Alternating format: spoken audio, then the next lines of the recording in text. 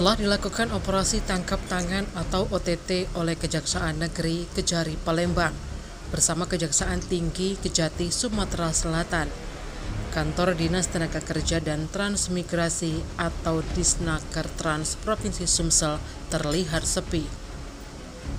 Berdasarkan pantauan sumselupdate.com, situasi di luar maupun di dalam kantor Disnaker Trans Sumsel sudah tidak ada aktivitas lagi yang mencolok dan hanya ada orang yang sedang bekerja merenovasi kantor di luar.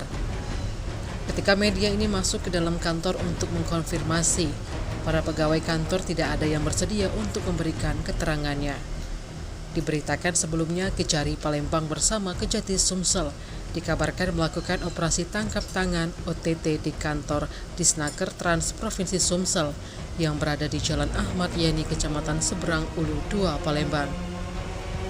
Dari kegiatan OTT yang dilakukan pada Jumat 10 Januari 2025 pagi tersebut, Kejari Palembang dan Kejati Sumsel diduga mengamankan Kepala Disnaker Trans Sumsel inisial D dan Kabid Pengawas Kepala Disnaker Trans Sumsel inisial F. Saat dikonfirmasi, Kejari Palembang Hutamrin mengatakan dari kegiatan yang dilakukan pihaknya bersama Kejati Sumsel, rencana besok Sabtu akan dirilis di Kejati Sumsel. Tim Liputan Sumsel Update TV melaporkan.